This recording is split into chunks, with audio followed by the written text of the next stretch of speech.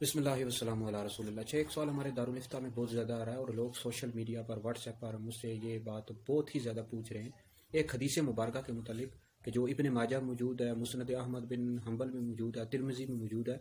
یہ جو حدیث مبارکہ ہے کہ نبی پاک علیہ الصلوۃ والسلام نے ارشاد فرمایا کہ ابوبکر اور عمر یہ جنتی بوڑھوں کے سردار ہیں۔ اور ایک اور حدیث کا مفہوم ہے کہ امام حسن اور امام حسین جنتی نوجوانوں کے سردار ہیں۔ تو لوگ پوچھ رہے ہیں، ہمیں یہ بات سمجھ نہیں آ رہی کہ جنت میں تو تمام لوگ جوان ہوں گے، تو یہ کیا ان حدیثوں میں کوئی تعارض تو نہیں ہے، کوئی ٹکراؤ تو نہیں ہے؟ تو بالکل کوئی ٹکراؤ نہیں ہے جی۔ حضرت سیدنا ابوبکر صدیق اور حضرت عمر رضی اللہ تعالی عنہما جنتی بوڑھوں کے سردار ہوں گے۔ اس کا مطلب کیا ہے؟